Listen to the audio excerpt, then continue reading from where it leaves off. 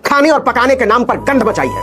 आपकी पोल पट्टी खोल दी है आपकी बेटी ने। माफी मांगनी चाहिए गेरुआ ब्रिगेड के उन घिनौने लोगों को जिन्होंने अखलाक के घर में घुसकर खाने के नाम पर कत्लेआम किया। माफी मांगनी चाहिए गेरुआ ब्रिगेड के उन घिनौने लोगों को जिन्होंने पशु कारोबारी पहलू खान को मारा। माफी मांगनी चाहिए गेरुआ ब्रिगेड के उन घिनौने लोगों को जिन्होंने तबरेज अंसारी और ऐसे तमाम लोगों को मारा। सच यह है कि इन तमाम लोगों ने इस देश में कुछ लोगों को नहीं, इस देश की आत्मा का शिकार किया, इस देश के विविधता को मारा है, इस देश के भाईचारे को मारा है। सच यह है कि हिंदुस्तानी के नाम पर ईरानी के पाखंड और नौटंकीबाजी की खाल उतर गई है सिली सोल दारू खाने के चक्कर में, और इसके लिए माफी मांगनी चाहिए उनको। कांग्रेस ने आरोप लगाया है कि मैडम ईरानी की बिटिया के दारूखाने में देशी विदेशी दारू तो पिलाई जाती थी, पोर्क और बीफ भी जमकर पकता था और परोसा जाता था। मेहमान नोच नोच कर खाते थे और रुपया उड़ाते थे ईरानी पर। इस खाने और पकाने में कुछ भी अजीब नहीं है बाबू। गोवा में तो बीजेपी की सरकार ने कहा था बीफ की कमी नहीं होने दी जाएगी। केरल के चुनाव को याद कीजिए, पार्टी का वादा था वो उम्दा बीफ खिलाएगी। फिर बीफ पर इतनी नौटंकीबाजी क्यों? स्मृति ईरानी माफी मांगिए अपनी पार्टी की नौटंकीबाजी पर, इस पाखंड पर माफी मांगिए।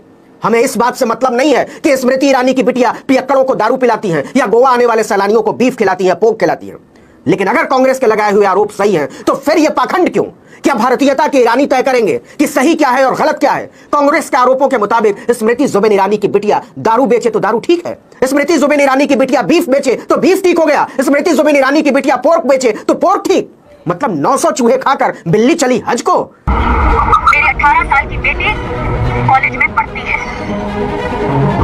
मेरे 18 साल की बेटी कोई बात नहीं चलती। आप ही बताइए हिंदुस्तानी की कहानी मैडम ईरानी, ये कहां का न्याय है कि आरोपों के मुताबिक मुर्दा आदमी के नाम पर दारू का लाइसेंस लेकर आपका परिवार करोड़ों का माल कूट दे तो दारू भी ठीक, परोस परोस कर हजारों लोगों को बीफ खिलाए तो बीफ भी ठीक, किसी व्लॉगर को आपकी बिटिया परोस कर पोक खिलाए खुद अपनी थाली में डाल ले तो वो भी ठीक, और इधर आम आदमी अपने घर में मटन भी पकाए तो गेरुआ गुंडे रसोई में घुस जाएंगे, घसीट लेंगे, मार डालेंगे। जरा सोच कर देखिए मैडम जुबिन ईरानी, अगर इन्हीं आरोपों में कोई मुसलमान पकड़ा गया होता, आपने और आपकी राजनीति के वंशजों ने उसका क्या हाल किया होता? आपके आकाओं ने बुलडोजर चला दिया होता। आप तो अपनी आंख का गोटा निकालकर नीचे रख देती, जीभ पटक पटक कर प्रेस कॉन्फ्रेंस कर रही होती, भारतीय संस्कृति पर किताब लिख चुकी होती।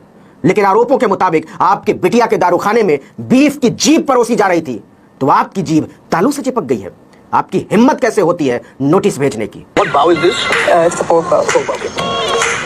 क्यों मैडम ईरानी, आप कैसे सिखाएंगे हिंदुस्तानी? जरा भी आपके भीतर गैरत बची है तो प्लीज माफी मांग लीजिए पहलू खान की आत्मा से, माफी मांग लीजिए तबरेज अंसारी की आत्मा से, माफी मांग लीजिए पहलू खान की आत्मा से और ऐसे तमाम लोगों की आत्माओं से जिनसे जीने का हक छीन लिया गया मांस के नाम पर।